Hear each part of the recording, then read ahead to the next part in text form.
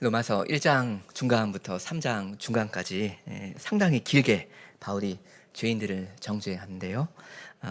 로마서에서 아주 작정을 바울이 하고 복음을 풍성하게 길게 전하는 만큼 정죄도 아주 작정을 하고 합니다. 매우 신랄하게 이방인과 유대인을 비판하는데요. 보시면 특히 하나님의 백성 혹은 자칭 하나님의 백성을 더 강하게 몰아칩니다. 굉장히 따끔한 내용이고 오늘 설교도 좀 센데요. 이런 말씀을 우리에게 하시는 하나님의 말씀으로 귀 기울여 듣고 그래야 발전이 있고 교회의 전진이 있을 수 있겠다 싶습니다. 우리가 하나님의 백성인 만큼 이 사도의 이 말씀을 잘 새겨듣고 겸허하게 받아들일 줄 알아야 합니다. 반성할 부분을 반성하고 돌이킬 부분은 돌이켜야 합니다. 그래야 우리가 하나님 아버지의 명예를 실추시키는 일을 줄이고 아버지께 영광 돌리는 교회로 점점 더 든든히 서갈 수가 있겠습니다. 먼저 17절입니다. 17절 유대인이라 불리는 내가 율법을 의지하며 하나님을 자랑한다 하는데요. 유대인이라 불리는 내가 이렇게 번역했잖아요. 그렇게 이해도 되지만요. 내가 자신을 유대인이라 부르며 이렇게 번역하면 조금 더 좋습니다. 내가 자신을 유대인이라 부르며. 그러니까 난 유대인이야 하면서 아주 자랑스럽게 여긴다 그거죠. 이 사람은 언약 백성으로서의 자부심이 있습니다. 유대인은 하나님의 언약 백성이 맞는데요. 여러분 언약 백성으로서 자부심을 갖는 게 나쁜 겁니까? 우리도 이 보이는 교회 회원으로서 언약 백성이 맞잖아요. 거룩한 교회의 일원으로서 자부심을 가지면 안 되는 겁니까? 당연히 되고요. 그래야 합니다. 물론 뭐 자부심이 자만심으로 변질되어서는 곤란하죠. 나 잘났다 이러면서 자기 자랑하면 안 됩니다. 하지만 건강한 의미에서의 자부심이라는 게 분명히 있단 말입니다. 우리 하나님, 우리 아버지가 하나님이시고요. 그리고 우리의 정체성은 그 아드님 그리스도 안에 있어요. 우리는 그리스도인이잖아요. 주께서 어마어마한 은혜와 사랑을 우리에게 쏟으셨습니다. 그래서 택하신 족속이요 왕같은 제사장들이요 거룩한 나라요 그의 소유가 된 백성 이 우리가 되었단 말입니다. 베드로전서 2장 9절이요. 근데 이게 창피한 일인가요? 요즘 한국 사회에서 교회가 좀 욕을 엄청 먹고 있다고 해서 그렇다고 해서 우리가 그러므로 고개를 다 그냥 푹 숙이고 다녀야만 합니까? 아니잖아요. 영광의 주께서 우리를 그 자녀 삼아 주셨으니까 아주 고개를 들고 다녀야 마땅합니다. 우리가 천부 하나님의 자녀 되었다는 사실에 대해서는 이거에 대해서는 자긍심을 가져야 하고요. 참 감격하고 감사하는 심정으로 사는 것이 맞습니다. 이 점에서 여기 17절에 나오는 세 가지 이건 나무랄 것이 못 됩니다. 자기가 받은 은사를 이야기하는 건데요. 선물. 먼저 자기를 유대인, 언약 백성이라고 얼마든지 사람이 자랑스럽게 그렇게 이야기할 수 있고요. 그 다음 율법을 의지한다고 하는데요. 물론 사람이 자기 행위로 자기 공로로 율법을 의지해버리면 안 되지만요. 살아있는 믿음을 가지고서 믿음으로 이 내 발에 등이 되고 내 길에 빛이 되는 율법을 의지할 수가 있잖아요. 그 시편 119편 같은 데서 시인이 얼마나 여호와의 율법을 사모하고 그걸 붙잡고 나아가는지 보세요. 그리고 율법을 의지한다는 이 말은 여기 17절 끝에 하나님을 자랑한다 하는 이 말에 붙여서 모아야 하는데요. 하나님을 자랑하는 건 당연히 좋은 일이고요. 하나님을 기쁘게 자랑하는 사람이 겸손히 이 율법에 의지하여 하나님의 인도를 그 빛의 인도를 얼마든지 받아갈 수가 있습니다. 물론 하나님을 자랑하는 것도 엉뚱한 자세로 그럴 수가 있죠. 하나님 뭐 자기 부적처럼 여길 수가 있고요. 사실 율법을 의지하는 것도 얼마든지 왜곡될 수 있다는 거 여러분 잘 아실 겁니다. 그리고 자기를 사람이 유대인이라고 부를 때 쓸데없는 우월감으로 자기 자랑을 하기도 한단 말입니다. 그렇지만 그런 변질된 이상한 경우가 있다고 해서 여기 17절에 나오는 세 가지 말 자체를 부정적으로 봐서는 안 됩니다. 주께서 그 주신 은사를 감사해 하는 건 잘못 아니거든요. 이건 18절, 19절, 20절도 마찬가지인데요. 먼저 18절. 율법의 교훈을 받아 하나님의 뜻을 알고 지극히 선한 것을 분간한다 합니다. 오늘 본문에 나오는 이 유대인은 종교적인 열심이 기본적으로 깔려있는 사람입니다. 여러분이랑 굉장히 비슷하다 할 거예요. 율법을 부지런히 배웁니다. 그래서 실제로 교훈을 받고요. 하나님의 뜻이 무엇인지 알게 되고요. 아, 이건 선이다. 이건 중요하다. 아, 이건 악이다. 이런 걸 잘 분별할 수 있게 됩니다. 아주 열심히 교회에 말하자면 다니면서 이 성경 박사가 되는 거예요. 바로 지금 이 유대인이 받은 그 복을 생각할 때 실제로 얼마나 풍성한 복을 받은 위치에 있는가, 그것을 말하는 겁니다. 나중에 3장에 보겠지만 이 유대인 언약 백성의 특권이 실제로 엄청나게 많이 있었거든요. 하나님의 그 귀한 말씀을 맡았잖아요. 그래서 이런 이스라엘 백성이 분명히 지닌 이점들을 방금 그 은사들 17절, 18절에서 이야기한 거고요. 이제 19절, 20절에서는 그 은사를 받은 유대인들이 어떤 사명을 가지게 되는지, 주변 이방인들에 대해서 어떤 역할을 해야 하는지, 그걸 이야기합니다. 은사, 사명이죠. 우리 같이 한번 읽으면 좋겠습니다. 19절, 20절. 맹인의 길을 인도하는 자요, 어둠에 있는 자의 빛이요, 율법에 있는 지식과 진리의 모본을 가진 자로서 어리석은 자의 교사요, 어린아이의 선생이라고 스스로 믿으니. 시편 119편에 그러잖아요. 주의 말씀은 내 발의 등이요 내 길의 빛이니다. 하나님의 율법은 빛입니다. 그리고 이 빛을 맡은 사람들은 유대인들이었어요.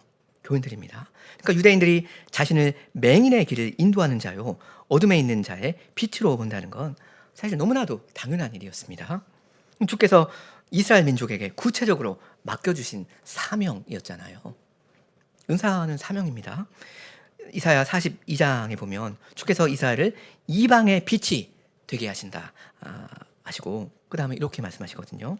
내가 눈먼 자들의 눈을 밝히며 같은 자를 감옥에서 이끌어내며 흑암에 앉은 자를 감방에서 나오게 하리라. 그러니까 유대인들은 여호와의 종으로서 율법을 가지고 배우고 아는 사람으로서 이 율법을 모르는 맹인들, 이 이방인들의 인도자가 될 책임을 부여받았습니다. 이게 그 사람들의 그 은사였고 사명이었습니다. 어떤 방식으로 근데 인도를 합니까? 가르침입니다. 이스라엘은 원래 제사장 나라잖아요. 근데 제사장이 원래 하는 일 중에 하나가 율법을 가르치는 일이잖아요. 그러니까 여기 20절 말씀대로 율법에 있는 지식과 진리의 모본을 가진 자로서 어리석은 자들, 즉 주변 이방인들의 교사요, 어린아이, 즉 이방인들의 선생 노릇을 유대인들은 당연히 해야 했습니다. 오늘 본문에서 계속 반복되는 핵심 단어가 뭡니까? 율법이고요. 중요한 포인트 하나는 이 율법을, 이 은사를 하나님 백성이 맡았으니까 그것을 모르는 이방인들한테 가르쳐야 한다 하는 겁니다. 그런 사명이 있다 하는 거예요. 그런데 오늘 20절까지 내용을 보면 이 유대인 어떻습니까? 자세가 딱 나옵니다. 그렇잖아요. 이 17절을 보면 이 유대인들은 지금 하나님의 선민으로서의 자부심이 충만하고요. 18절 보면 하나님의 율법을 잘 배웠어요. 가방끈이 깁니다. 그러니까 그 지식 가지고 뭘 해야 됩니까? 그런 지식이 없는 자들을 가르쳐야 합니다. 인도해야 합니다. 근데 그걸 하겠대요. 그 사명 감당하겠답니다. 자기는 그럴 자격이 있다는 거예요. 이방의 빛으로 어리석은 자들의 교사로 봉사하겠답니다. 그러니까 얼마나 좋아요. 딱이잖아요. 바울은 일단 좋다 합니다. 근데 사실은 문제가 있죠. 그 문제가 21절부터 나옵니다. 21절. 그러면 다른 사람을 가르치는 내가 내 자신은 가르치지 아니하느냐? 도둑질하지 말라 선포하는 내가 도둑질하느냐?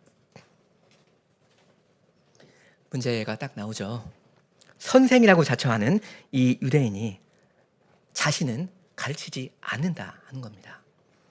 다른 사람은 잘만 가르쳐요.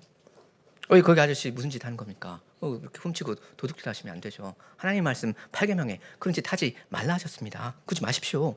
이렇게 잘 지적합니다. 맞는 말이죠. 주변 사람들한테 하는 이 말 하나도 틀린 거 없습니다. 근데 문제는 유독 자신에게는 율법을 순종하라고 요구하지 않는다는 거예요. 도둑질하면 안 된다라고 자신에게도 교훈해야 하는데 그 말은 싹 빼놓습니다. 자기한테는. 그리고 22절 간음하지 말라고 자신에게 계속 가르쳐야 하는데 설교해야 하는데 그건 생략합니다. 그리고 22절 하반절 우상을 정말로 가증히 여겨야 하는데요. 신전 물건을 도둑질합니다. 그 이교도 신전에 이 금품이 많았는데요. 그런 걸 막 훔쳐다가 이익을 봤다 그런 말인 것 같아요. 그러니까 돈이 좀 된다면요 이런 우상들을 실제로 가증히 여기지는 않았다 하는 그런 말인 것 같습니다. 여기 지금 세 가지가 구체적인 죄의 샘플로 나오는데요. 지금 사도 바울이 지목하는 유대인이 이러한 극악무도한 죄들을 문자 그대로 정말로 범했다라는 말이 될 수도 있겠고요. 아니면 우리 주님께서 산상부훈에서 가르치신 그 엄격한 표준에 미치지 못했다. 그런 점에서 죄를 지었다라는 말이 될 수도 있겠습니다. 왜 그 마태복음 5장 말씀 보면 주님께서는 음욕을 품고 여자를 보는 자마다 마음의 이미 간음하였다 하시잖아요. 그리고는 이렇게 요구하시거든요. 만일 내 오른 눈이 너로 실족하게 하거든 빼어버리라 하셔요. 이건 자기의 죄를 아주 단호하게 냉정하게 다루라는 말씀이지 않습니까?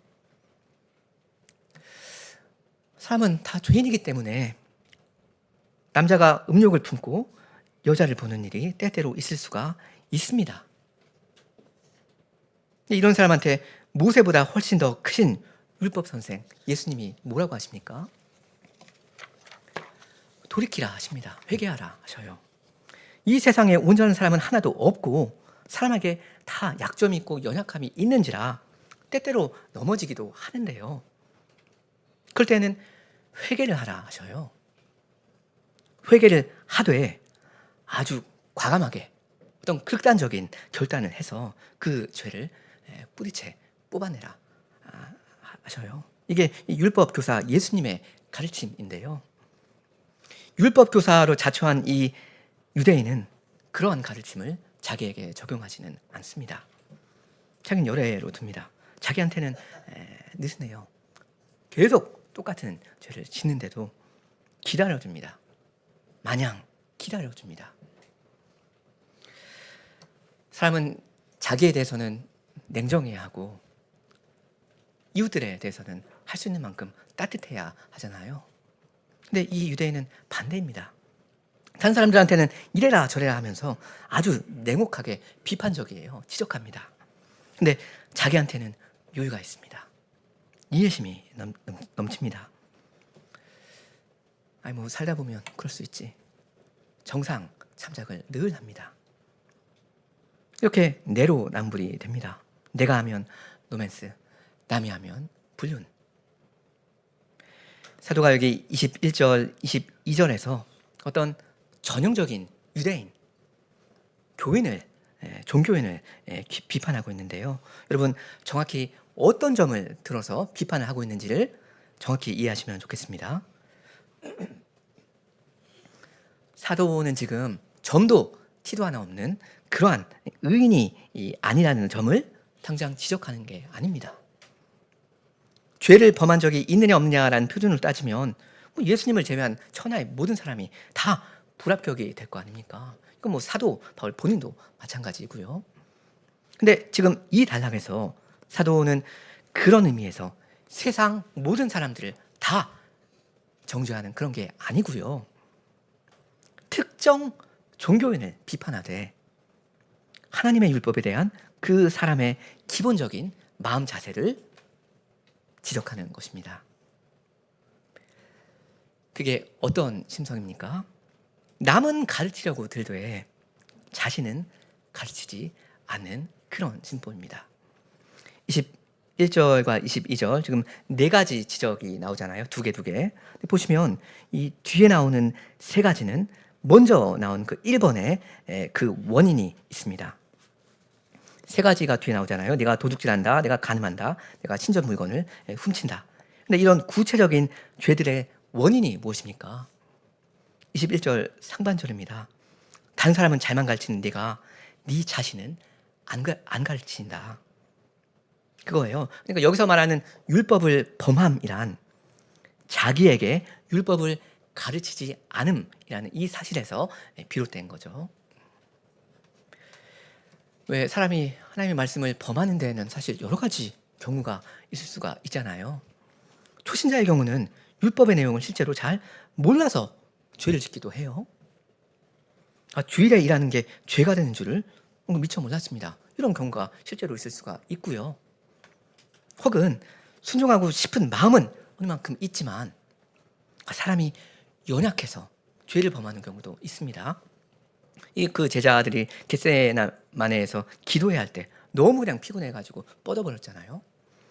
그때 주님께서 그러셨습니다. 마음에는 원이로되 육신이 약하다. 이건 말 그대로 힘이 부족해서 순종이 부족하게 된 거예요. 그런데 사람이 몰라서 율법을 범한 것도 아니고 연약해서 율법을 범한 것도 아닌 경우가 있습니다. 애초에 순종할 의사 자체가 없는 사람입니다. 작정하고 순종 안 하겠다 하는 거예요. 자기에게 요구하는 것이 일단 별로 없고요. 죄를 범해버린 자기를 꾸짖고 단속하려는 의지가 없습니다. 자기에게 율법을 가르치지 않으니까 당연히 회개할 마음도 없죠. 잘못한 게 있어야 회개를 하는데요. 그러면서 다른 사람이 하는 걸 보면 이건 다 탐탁지 않습니다. 남한테는 회개하라고 실컷 즐겨 외치는데 자기는 괜찮아요. 이러한 죄인의 심보를 사도는 오늘 본문에서 폭로하고 있습니다. 이런 사람에 대해서 예수님께서 교훈하신 게 있는데요. 들어보십시오. 서기관들과 바리새인들이 모세의 자리에 앉았으니 그러므로 무엇이든지 그들이 말하는 바는 행하고 지키되 그들이 하는 행위는 본받지 말라.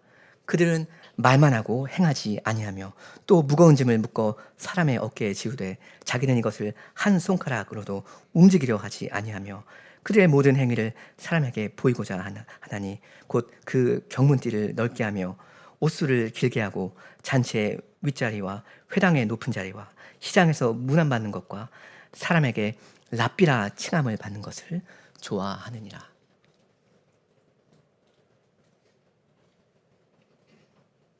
반면 교사라는 겁니다. 거짓 교사인데 특히 반면 교사예요.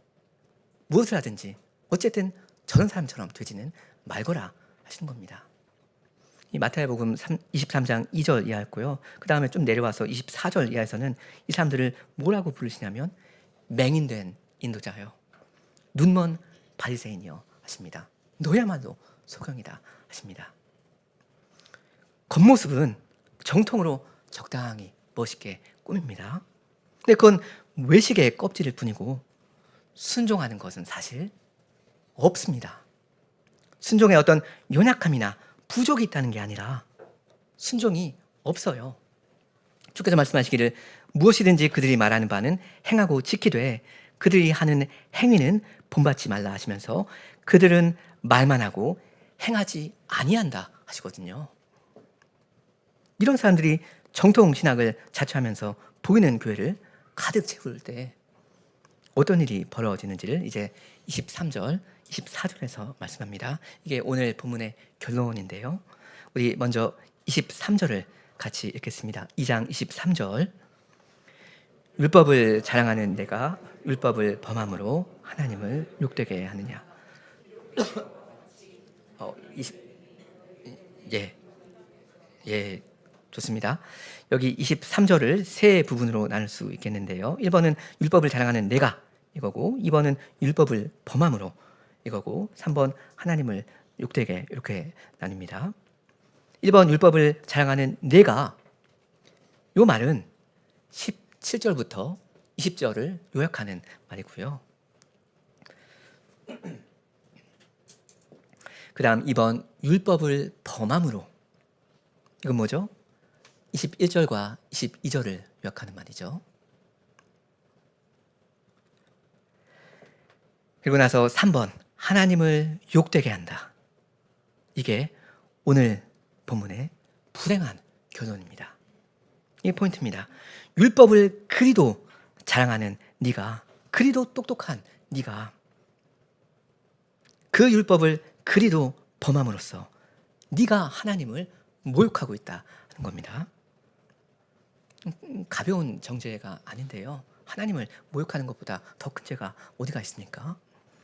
근데 자기의 정통을 주장하는 이 종교인이야말로 하나님의 명예를 훼손하고 있다 하는 겁니다. 이건 지금 너의 죄를 다 보고 계시는 하나님께서 너에 대해서 진노하신다, 이런 말이 당장 아닙니다. 네 죄 때문에 하나님을 네가 직접적으로 모욕하고 있다, 이 말을 당장 하고 있는 것은 아니고요.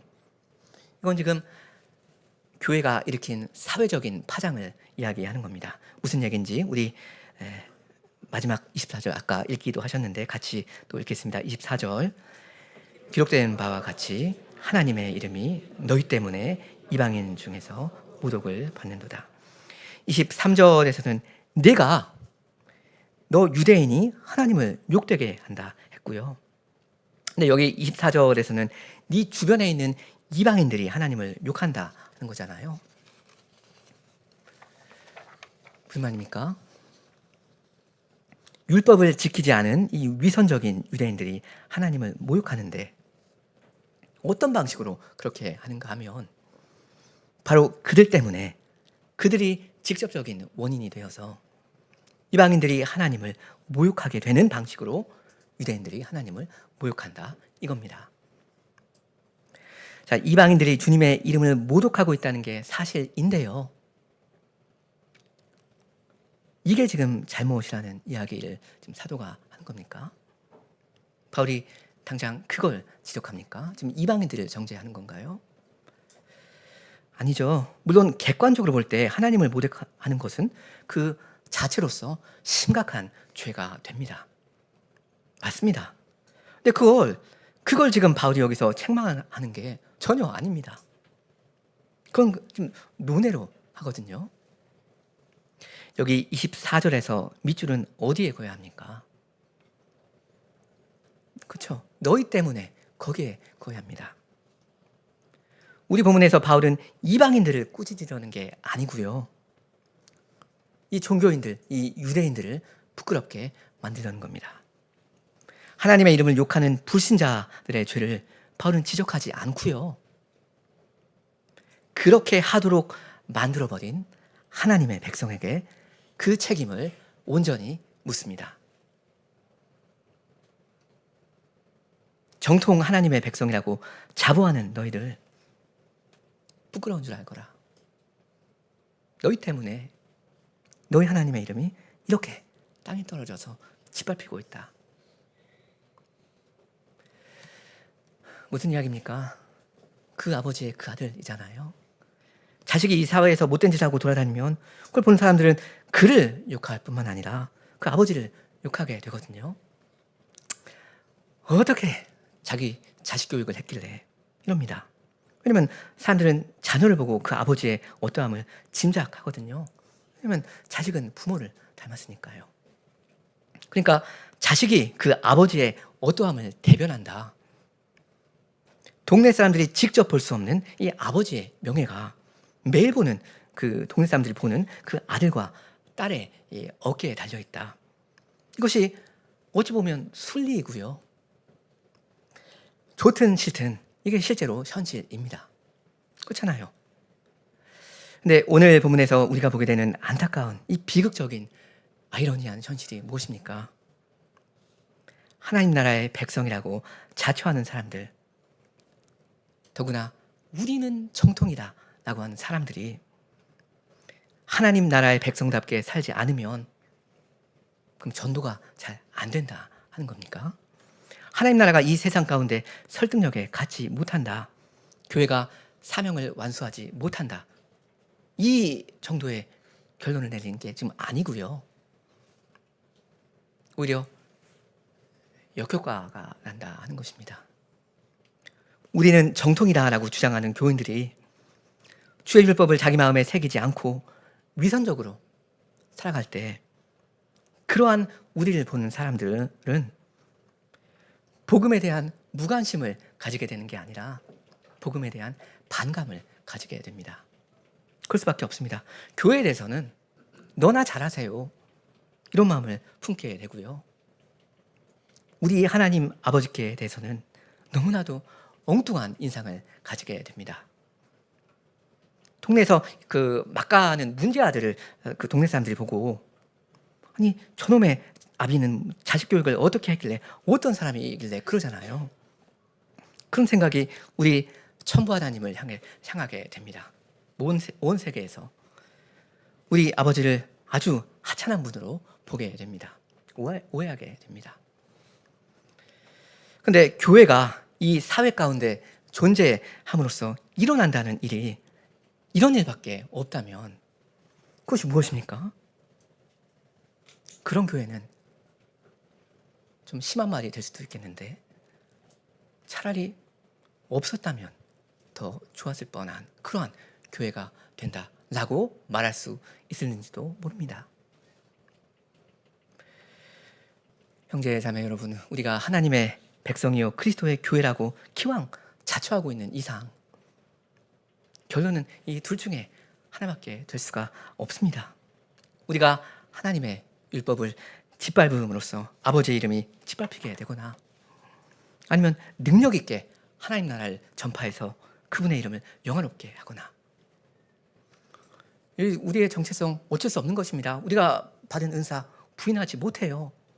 우리는 기왕 택하신 족속이요 왕같은 제사장들이요 거룩한 나라요 그의 소유된 백성이에요. 부인할 수 있습니까? 이게 우리의 정체성입니다. 그리고 전에 백성이 아니던 우리를 하나님의 백성 삼아주신 건 우리를 어두운 데서 불러내요 그의 기이한 빛에 들어가게 하신 이의 아름다운 덕을 선포하게 하려 하심이거든요. 베드로전서 2장 9절 이하요. 그러니까 하나님 아버지의 어떠하심을 이 세상에 밝히 보여줘야 할 그 영광스러운 사명이 우리에게 있거든요. 은사를 받았으면 사명도 받은 거니까요. 이 일을 어떻게 합니까? 정확히 어떻게 하죠? 이 암흑과 암매와 무지 가운데 있었던 우리를 그분의 이 기이한 빛에 들어오게 해 주셨는데 우리가 어떤 방식으로 그분의 아름다운 덕을 선포합니까?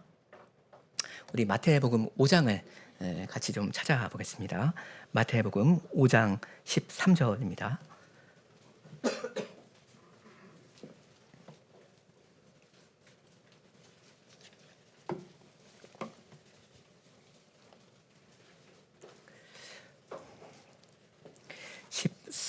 제가 읽습니다. 너희는 세상의 소금이니 소금이 만일 그 맛을 잃으면 무엇으로 짜게 하리요? 후에는 아무 쓸데없어 다만 밖에 버려져 사람에게 밟힐 뿐이니라. 짜지도 않은 자칭 소금은 쓸모가 없죠, 정말로. 그래서 버림을 받습니다. 짓밟힙니다. 그것이 세상의 순리이고 또 현실입니다. 근데 이걸 오늘 로마서 본문에 붙여서 생각하자면 사실 어떻게 보면 짓밟히는 건 소금뿐만이 아니죠. 말하자면 그 소금을 낸 그 생산자, 그 책임자가 모욕을 당합니다. 같이 그냥 함께 짓밟힙니다. 그다음 14절입니다. 너희는 세상의 빛이라. 산 위에 있는 동네가 숨겨지지 못할 것이요 사람이 등불을 켜서 말 아래에 두지 아니하고 등경 위에 두나니 이러므로 집안 모든 사람에게 빛이 있느니라. 세상의 빛은 원래 그 특성상 어디에 위치하고 있어야 합니까? 세상 한가운데 높은데 사람들에게 잘 비칠 수 있는 그런 자리에 당연히 두어야 합니다. 비치니까요. 비춰야 하니까요. 근데 그 목적이 무엇입니까? 우리 16절을 같이 한번 읽겠습니다. 16절. 이같이 너희 빛이 사람 앞에 비치게 하여 그들로 너희 창한 행실을 보고 하늘에 계신 너희 아버지께 영광을 돌리게 하라. 교회 여러분, 이게 교회가 이 사회 가운데 자리를 잡아야 하는 이유입니다. 교회는 동네 한가운데 있어야 하거든요. 어디 수도원처럼 고립된 게 아니라. 그리고 이건 교회의 선교 전략이기도 합니다. 동네 사람들이 우리의 착한 행실을 얼마든지 보고, 마음껏 보고, 그래서 하늘에 계신 우리 아버지께 영광을 돌리게 하는 겁니다. 물론 그 교인들이 경건하고 단정한 생활을 할 때 주변 사람들이 다 그냥 기독교를 개종을 하게 된다. 이건 당연히 아닙니다. 그러나 적어도 이 교회의 아버지 되시는, 우리의 아버지 되시는 그분이 어떤 분이신지는 정확히 알게 됩니다. 그래서 적어도 우리 때문에 하나님을 욕할 수는 없게 되고요. 사실 인정할 건 인정하게 됩니다. 그래, 너희들이 섬기는 신은 좀 대단한 것 같다. 인정한다. 이 정도라도 됩니다. 우리가 정확히 어떻게 할 때 그런 일이 일어납니까? 어떻게 할 때 우리의 사명이 완수되는 겁니까? 우리가 율법을 지킬 때입니다. 관건은 율법이에요. 관건은 순종입니다. 그래서 이 맥락을 보시면 17절부터 우리 예수님께서 율법의 교사로서 우리를 가르치기 시작하시잖아요. 19절 끝에서는 계명을 행하며 가르치는 자가, 그냥 가르치는 자만이 게 아니라 행하면서 가르치는 자가 천국에서 큰 자가 될 거다 하시고요. 그리고 그 행함이, 순종의 정도가 어느 만큼이어야 하는가 할 때 20절에서는 우리의 의가 서기관과 바리새인보다 나아야 한다. 이만큼을 요구하십니다. 이 주님의 기대치입니다. 그 다음에 21절부터는 이제 율법의 본의 걸 차근차근 가르치시잖아요. 어떻게 하는 것이 진정 살인을 범하지 않은 것인가? 간음을 안 한다는 게 무슨 뜻인가? 그리고 내가 만약에 연약해서 마음의 간음죄를 저질러 버렸다면 재발 방지를 위해서 어떤 조치를 취해야 하는가? 이런 걸 쭉 교훈하십니다. 그러니까 여러분, 택하신 족속이요 왕 같은 제사장들이요 거룩한 나라요 그의 소유된 백성, 우리의 사명을 어떻게 수행하라는 겁니까? 어둠 가운데 있던 우리를 그분의 기이한 빛에 들어오게 해주셨는데, 그런 은혜 주셨는데 어떻게 그분의 그 아름다운 성품을 선포하죠? 아버지의 그 성품을 우리의 생활 가운데 살아내는 것입니다. 다른 길은 없습니다. 율법은 빛인데 그 율법을 비추는 건 오직 그 율법을 지키는 방식으로 그렇게 하는 것입니다. 그럼으로써 우리의 성품으로서 우리 아버지의 그 아름다운 성품을 선전해야 합니다. 이게 우리의 사명입니다. 이제 로마서 2장 본문으로 돌아오면요.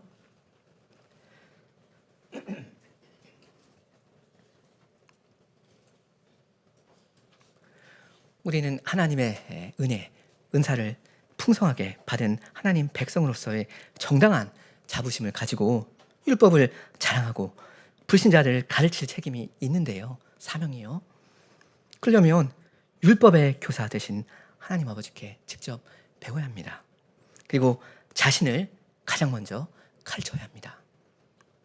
실족할 때마다 자기를 호되게 질책하고 과감하게 회개해야 합니다. 회개할 의지가 과연 겨자씨만큼이라도 있는가? 그 마음 자세가 중요합니다. 그 겨자씨만한 그 의지가 있는가 없는가 천지차이입니다.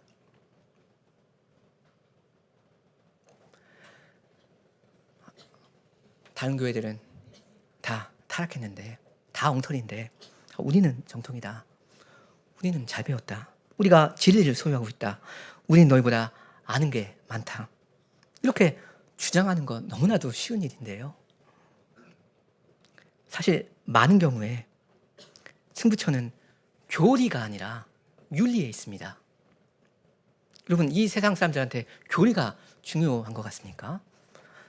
하나님이 뭐 3위 하나님이신지 4위 하나님이신지 5일체 하나님이신지 세상 사람들이 그런 교리에 관심을 둡니까? 별로 관심 없습니다. 다만 교인들이 정말로 사람답게 사는가? 이 사람들이 어떤 사회를 이루고 있는가? 이거 하나는 유심히 보거든요. 사람은 사람을 그 사람 됨됨이로 판단할 수밖에 없습니다. 교리가 아닙니다. 근데 여러분은 거룩한 교회 지체들이시잖아요. 그러니 마땅히 이 바깥 세상 사람들과는 완전히 구별되는 그러한 윤리적인 삶을 살아내셔야 합니다. 이 사람들이 흉내내지도 못하는 아예 차원이 다른 선행을 계속 하시면서 살아가셔야 합니다. 하나님 나라의 능력이 아니면 도저히 이뤄낼 수 없는 생활이 여러분의 일상이 되셔야 합니다. 그래서 그 사람들이 얼마든지 보도록 하십시오. 신자는 절대 거짓말하면 안 되고요. 이웃을 아주 희생적으로 섬겨야 합니다. 사랑이 넘쳐야 합니다. 교인들은 동네에 소문이 날 만큼 압도적으로 착한 행실이 있어야만 합니다. 왜냐하면 복음을 말로 전하기 전에 거룩한 성품이 깔려 있어야 하거든요. 근데 어떤 게 오랜 기간 동안 이 동네 가운데 쌓이고 쌓이면 그건 사람들이 언젠가는 보게 되어 있거든요. 인정할 수 밖에 없게 됩니다. 저 교회 사람들은 우리와는 다르다. 차원이 다르다. 넘사벽이다. 이렇게 할 만큼 하나님의 말씀을 말로 가르치는 게 아니라 모범으로 보여주는 게 있어야 합니다. 이렇게 할 때 세상 사람들이 자기의 죄를 보고 부끄러워하게 되고요. 하나님 아버지를 찾게 됩니다. 돌아오게 됩니다. 그게 원칙이고 목표인데요. 근데 사실 우리가 다 연약한 사람들이고 아직 온전히 장성한 사람은 하나도 없는데 그렇다면 어떻게 해야 합니까? 꼭 완벽해야만 선생이 될 수 있는가? 그건 또 아니잖아요. 현실이 그렇지 않습니다. 티도 없고 점도 하나 없는 완전 무결한 사람만이 선생님이 될 수 있습니까? 실제로 아니거든요. 어떻게 하면 남을 가르칠 수 있습니까? 핵심은 자기를 가르친다 하는 것입니다. 가난한 마음을 가지고 자기를 늘 비판하고 질책하면서 회개하는 자세, 이것이야말로 죄인들에게 큰 모범이 되잖아요. 이렇게 사람이 변화하고 성화하면서 계속 장성해 가는 그 모습을 사람들은 보고 감동을 받거든요. 이 광양, 순천, 구례, 여수 동네에서 여러분 수십 년 동안 이웃과 이 관계를 쌓으면서 살아보세요. 근데 그럼 여러분이 10년, 20년 지나면서 점점 변모해요. 장성을 합니다. 사람들 눈에 안 띌 수가 없거든요. 그러니까 당장 우리가 어떤 100점짜리 모범, 100점짜리 정답을 보여줄 수는 없더라도 하나님 말씀을 늘 배워서 자기 마음에 새기는 생활이 있으면 그러면 됩니다. 그런 방식으로라도 얼마든지 우리가 율법을 자랑할 수 있고요. 우리를 빚어가시는 아버지를 자랑할 수가 있습니다. 어찌하든지 하나님의 말씀대로 살아가려고 몸부림을 치면서 그런 가운데 우리가 교회적으로 어떤 복을 누리면서 어떤 열매를 맺어가는가, 이런 걸 우리가 이 사회 가운데 증시할 필요가 있잖아요. 그런데 만일 우리의 생활 수준이 불신자와 딱히 다른 점이 없어서 다른 사람에게 특별히 피해만 주지 않는 정도이고 위기에 몰리면 거짓말로 때우고 늘 자기 중심적으로 살아간다면, 그리고 복음을 딱히 전하지도 않는다면, 그러고도 반성하는 게 없다면, 그럼 우리가 싱거운 소금처럼 짓밟히는 것은 세상의 순리이고요. 비극적인 것은 우리 하나님 아버지의 명예도 똑같이 짓밟힌다 하는 것입니다. 기록된 바 하나님의 이름이 너희 때문에 이방인 중에서 모독을 받는도다 하신 이 정죄의 말씀이 우리 가운데 이루어지는 것입니다. 배교의 어두운 시대에 무슨 개혁신학을 수호한다 하면서 시대적 사명을 운운하고 자만하고 자신하고 자랑하지만 실상은 어설프기 짝이 없고 내용이 없습니다. 껍질뿐입니다. 능력이 없습니다. 하나님의 나라는 말에 있지 아니하고 오직 능력에 있습니다. 고린도전서 4장 20절인데요.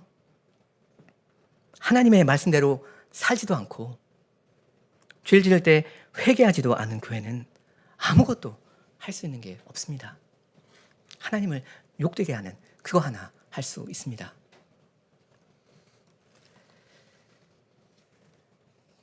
제가 좀 오늘 본문에 의지해서 좀 세게 이야기를 했는데요.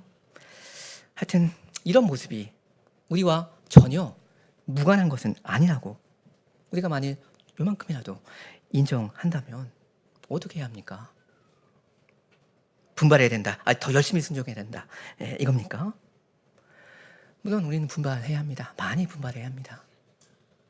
다만 오늘 본문이 로마서의 어떤 맥락에 위치해 있는지는 살펴볼 필요가 있습니다. 지금 2장에 나오는 이 사도 바울의 정죄의 목적지가 결국 어딘가요? 정통을 주장하지만 사실은 순종하지 않는 이 껍질밖에 없는 이 종교인, 지금 어디로 끌고 가려 하는 겁니까? 3장 21절에 나오는 그 예수 그리스도의 복음입니다. 우리는 분발해야 하고 더 열심히 율법을 지켜야 하는 게 100% 맞잖아요. 근데 그 원리는 자력이 아니라 복음의 능력입니다. 샘솟는 기쁨입니다. 하나님 말씀은 복음의 능력으로 지키는 것입니다. 그러니까 우리는 복음을 정말 들어서 정말로 믿고 하나님의 모든 계명에 그래서 순종하는 교회가 되어가야 합니다. 여러분, 선을 행하는 교인이 다 되어가셔야 합니다. 그렇게 할 때 우리가 많은 죄인들을 주께로 인도할 수가 있게 될 거고요. 우리 아버지의 이름에 우리 때문에 모든 영광이 돌아가게 될 겁니다. 그래야 마땅합니다. 함께 기도하시겠습니다.